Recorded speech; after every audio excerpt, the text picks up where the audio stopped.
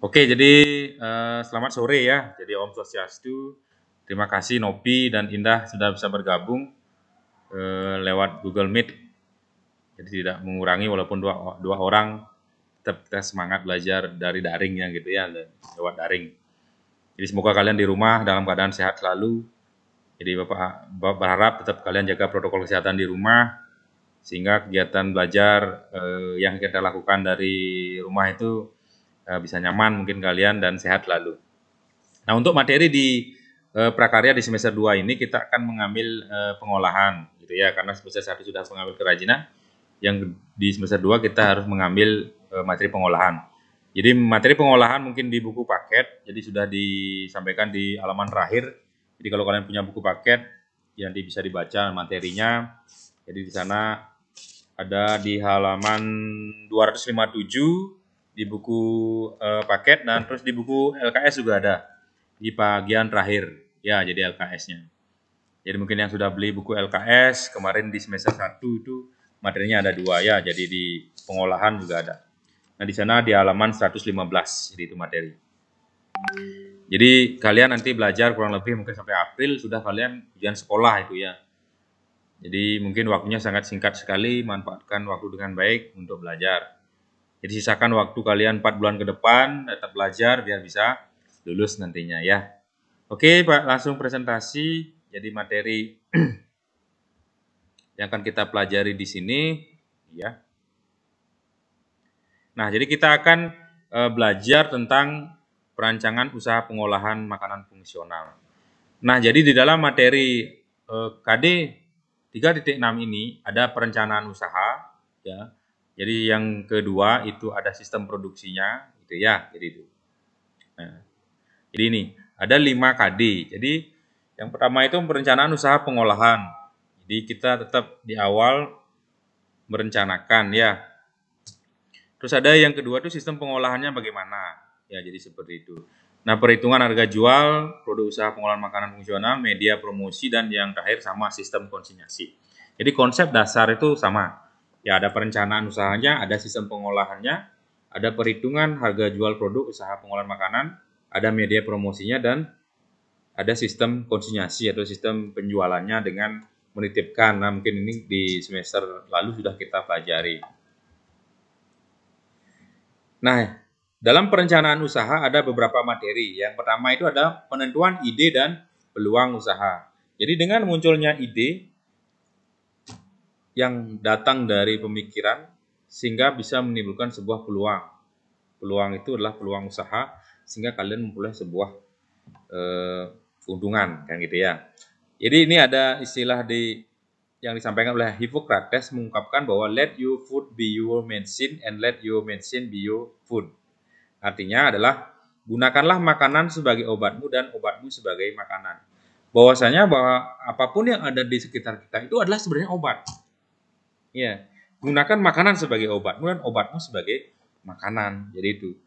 Jadi di sekeliling kita sebenarnya banyak berbagai bahan makanan yang bisa dipakai untuk tubuh kita, di samping sebagai pemenuhan zat gizi kita, tapi juga bisa memberikan efek bagi tubuh kita. Makanya ada istilah seperti ini.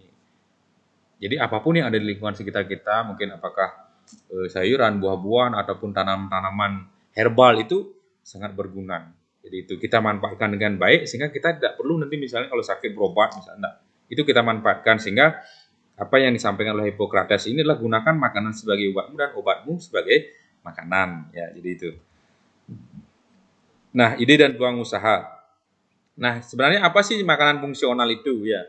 Jadi makanan fungsional itulah makanan yang kandungan komponen aktifnya dapat memberikan manfaat bagi kesehatan di luar manfaat yang diberikan oleh zat-zat gizi yang terkandung di dalamnya. Jadi bahwasanya makanan itu makanan yang kandungan komponen aktifnya dapat memberikan manfaat di luar manfaat. Jadi misalnya makanan itu sudah memberikan zat gizi, tetapi selebihnya itu dia memberikan manfaat bagi kesehatan gitu ya. Nah, secara fisiologis dari pangan fungsional itu apa fungsinya? Untuk fisik dapat meningkatkan daya tahan tubuh, memperlambat proses penuaan, pencegahan dari timbulnya penyakit, meningkatnya daya tahan tubuh. Jadi itu fungsi psikologis. Ya, jadi meningkatkan daya tahan tubuh. memperlambat proses penuaan, pencegahan dari timbulnya penyakit, meningkatnya daya tahan tubuh. Nah, setelah dalam perencanaan usaha, setelah ide dan peluang usaha itu muncul, sudah barang tentu diperlukanlah sumber daya usaha. Jadi setiap kita melaksanakan kegiatan wirausaha, sudah barang tentu 6M ini tidak bisa kalian pungkiri lagi. Jadi ada 6M, man, material, mesin, method, money, dan market. Man itulah manusia, orang yang memiliki ide, pemikiran untuk membuat sesuatu. Material, bahan baku. Bahannya itu ada enggak di sekitar kita? Mesin, ini produksi yang digunakan apa? Apakah menggunakan mesin, apakah masih menggunakan tenaga manusia, tenaga tangan misalnya, apakah sudah pakai mesin misalnya. Nah, terus metode bagaimana caranya? Ya, metode itu perlu, ya step by step dilakukan. Money, uang. Jadi uang itu memegang peranan penting. Nah, terus yang terakhir market, pasar.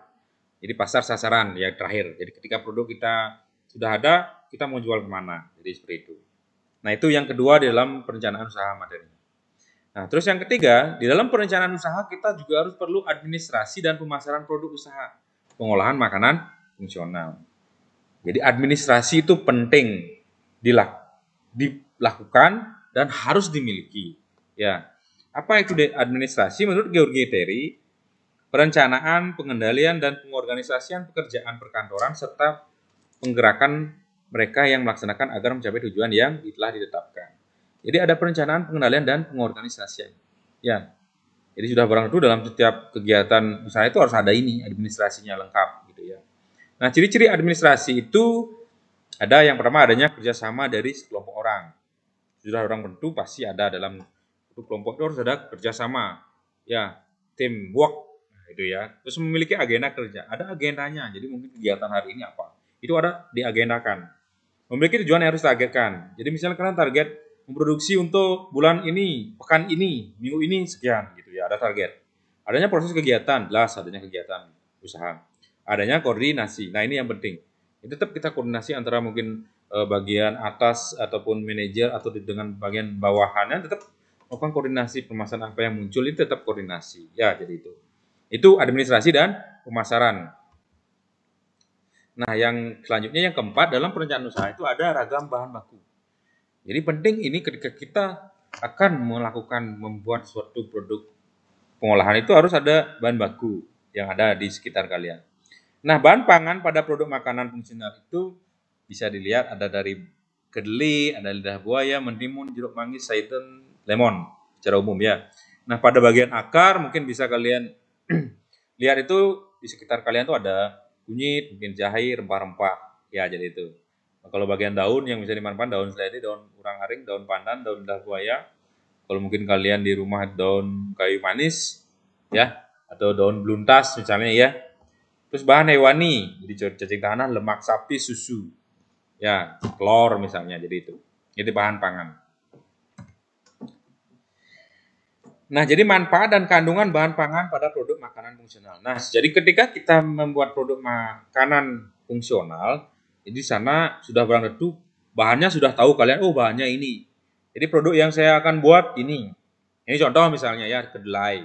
Kedelai itu kan sebagai bahan baku, gitu ya. Nah, apa yang kamu mau buat nanti? Apakah mungkin susu kedelai atau mungkin tempe, gitu ya. Nah, kedelai itu termasuk kan kacang-kacangan ya. Jadi manfaat kedelai itu apa? Jadi yang pertama itu menyembuhkan penyakit ginjal, anemia, hipertensi, dan osteoporosis ini. Jadi manfaat kedelai itu banyak sebagai asupan protein, serat, kalsium, penangkal radikal bebas, meningkatkan kualitas otak, menjaga kesehatan jantung. Ini banyak sekali. Jangan kalian merasa diri kalian minder ketika ditanya lauknya apa di rumah, tempe, tahu. Jangan kalian minder. Nggak apa-apa. Jadi gitu kan. Kita jangan melihat bahwasanya apa misal lauknya ikan, daging ayam misalnya itu bangga. Jadi itu. Tetapi kita lebih lihat manfaatnya apa gitu loh. Bukan dalam artian Bapak tidak melarang kalian makan daging, bukan. Jadi setidaknya kedelai yang karena mungkin dibilang harganya bisa terjangkau itu kalian mungkin agak enggan makan tempe misalnya. Tapi di balik itu manfaatnya luar biasa ini. Ya, kandungan gizi kedelai di sana banyak. Ya. Jadi itu kedelai yang pertama. Terus yang kedua mungkin lidah buaya. Jadi aloe vera. Jadi lidah buaya mungkin ini kalian sering dapatkan atau temukan di sekitar lingkungan kalian, atau kalau kalian suka bercocok tanam mungkin punya ya.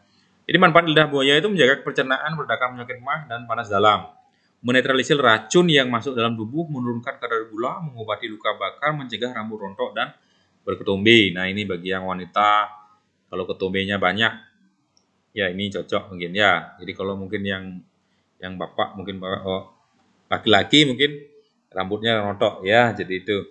Jadi seperti bapak mungkin ya perlu lidah buaya. Oke ya. Jadi itu. Nah kandungan lidah buayanya ada berbagai ini. Ya ada energi, protein, kalsium, fosfor, zat besi, vitamin ya jadi itu. Nah lanjut ada jahe. Nah mungkin bahan baku yang selanjutnya ada jahe. Jahe bisa diolah menjadi produk minuman, permen, sirup maupun jamu. Jahe berkhasiat untuk menjaga kekuatan tubuh dan menghangatkan tubuh. Kalau hujan-hujan kayak gini mungkin kalian malam jam 7 malam dingin gitu ya, buat wedang jahe. Jadi seperti itu ya. Jadi kandungan jahenya ada energi, ada protein, karbohidrat, lemak, kalsium, fosfor dan lain sebagainya. Nah jadi itu materi sedikit di perencanaan usaha. Oke, jadi Bapak akan tampilkan lagi slide selanjutnya.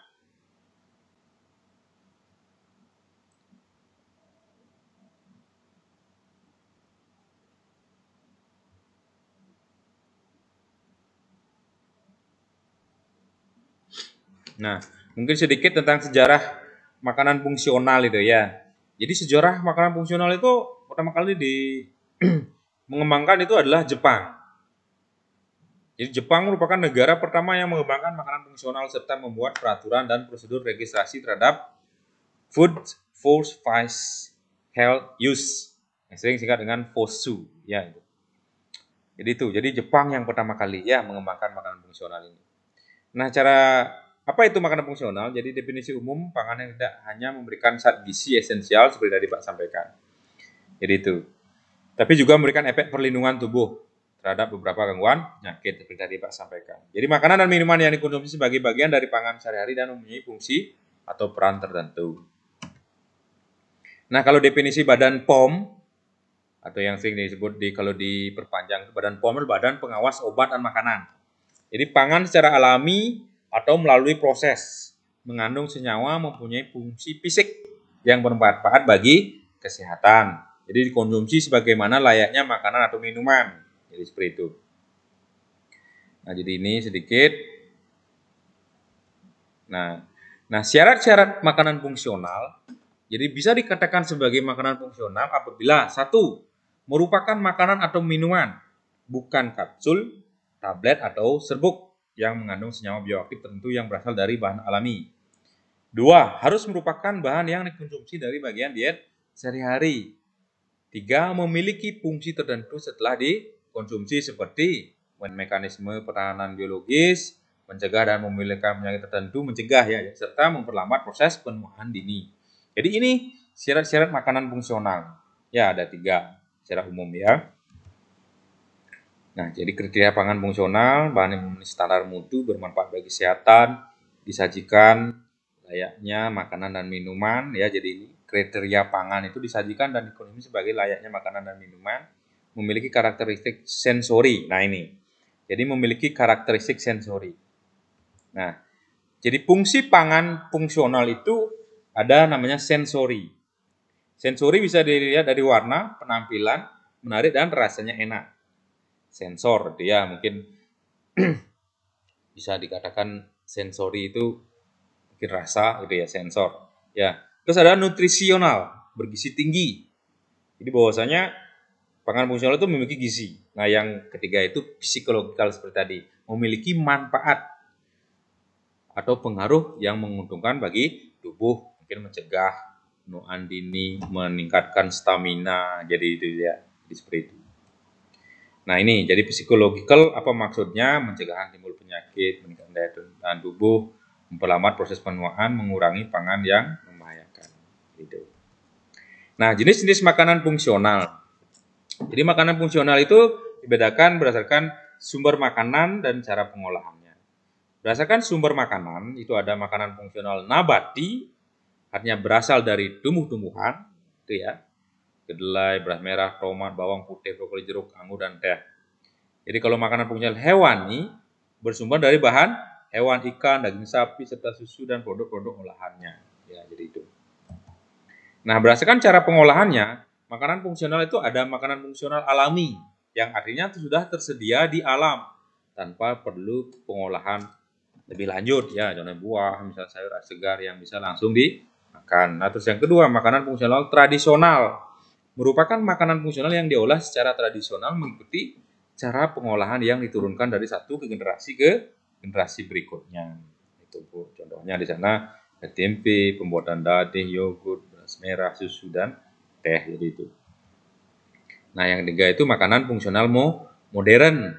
Jadi makanan fungsional yang dibuat khusus menggunakan resep-resep baru. Jadi untuk mencegah diabetes ada diabetasol dan diabetamil gitu. Nah, contoh makanan fungsional ini bahannya ada mengkudu, buah noni, ini serbuk murni tulang rawan hiu, terus ada bawang putih, ikan, biji-bijian, itu ya jadi bahannya. Ini bisa dibuat apa? Seperti itu. Ya, ini ada bawang putih, bawang merah, buncis, bawang teh, wortel, ya, jadi itu. Nah, oke. Oke, jadi itu materi singkat Bapak di materi tentang pengolahan makanan di KD 3.6. Ya, oke, jadi itu. Jadi itu Indah dan Nopi mungkin yang bisa Bapak sampaikan terkait materi pengolahan makanan di KD 3.6 tentang perencanaan usaha ya. Jadi ada ide dan peluang usaha, ada sumber daya yang diperlukan, terus yang ketiga ada administrasi, pemasaran ya. Jadi itu yang keempat itu ragam bahan baku yang ada. Jadi mungkin di sekeliling kalian dari apa yang Pak sampaikan, mungkin ada beberapa bahan baku yang bisa dibuat nanti sebagai makanan fungsional. Nah, itulah bisa kalian produksi dan bisa memberikan peluang usaha sehingga di tengah pandemi mungkin ada sedikit hal yang bisa kalian lakukan. Apakah itu memproduksinya dengan jumlah banyak ataupun mungkin dikonsumsi setiap hari. Itu bisa kita lakukan kan gitu ya. Tidak mesti harus langsung booming misalnya dijual banyak gitu.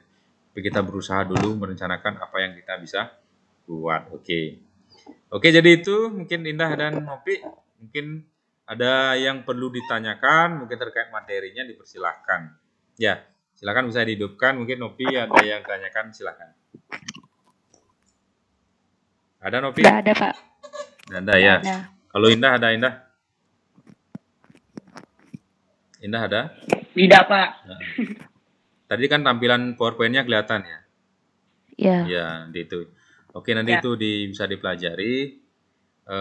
Jadi bisa dibaca juga buku prakarya dan wirausahaan. Mungkin nanti untuk tugas Bapak kasih di Google Classroom itu mengeksplor. Jadi misalnya mencari produk makanan fungsional khas daerah gitu, mengeksplor ya. Bisa dicari mungkin di YouTube atau di mana gitu ya. Nanti mungkin Bapak kasih tugasnya di Google Classroom dan absensinya di sana. Ya, silakan absensi di sana. Jadi sekali lagi kalau ada permasalahan silakan komunikasikan di WA group. Ya, biar dia mungkin kena punya paketan, absen misalnya kan gitu kan. Bapak juga bertanya-tanya ini kemana gitu kan. Jadi kalau pakai chat saja kan chat di grup. Nah, jadi itu ya. Tadi mungkin sudah Tusri dia tidak bisa ikut. Oke, enggak apa-apa ya karena dia ada acara pamannya, enggak apa-apa. Nanti silakan sekali lagi mungkin teman yang tidak bisa ikut bisa ditonton nanti video di YouTube Bapak. Nanti itu ya jadi rekam. Oke, Nopi, makasih ya. Indah juga ya. Kurang lebih 30 menit, enggak apa-apa kita ketemu ya. Jadi mungkin bisa bertemu seperti ini. Kalian sehat selalu di rumah ya. Akan kalian semoga belajarnya lancar ya. Tapi harus ada amunisi ya, amunisinya ya paket gitu ya. Jadi seperti itu. Oke, mungkin Nopi sama juga sama Bapak dari bulan pertama kali bantuan Kementerian dapat juga, enggak apa-apa. Tapi Bapak di sekolah gitu. Ya. Jadi kalau pakai WiFi dia agak kencang dia. Jadi itu. Jadi kalau pakai HP Pak sudah sempat kemarin dapat pakai HP ya, pakai tethering itu hanya 15 menit mati dia. lagi dia gini disuruh gabung gitu. Oke, itu saja. Sekali lagi terima kasih kebersamaan kalian sore hari ini. Sekali lagi nanti informasi berlanjut mungkin akan disampaikan di WA, absen dan tugas mungkin Pak share di Google Classroom. Oke ya. Oke, Iya. nanti kalau ada waktu mungkin pertemuan ke depan semoga banyak lagi teman yang bisa gabung untuk belajar di Google Meet. Ya, Pak. Ya, oke. Jadi terima kasih sekali lagi Bapak akhiri dengan para Santi. Om Santi Santi Santi Om. Selamat sore ya. Ya.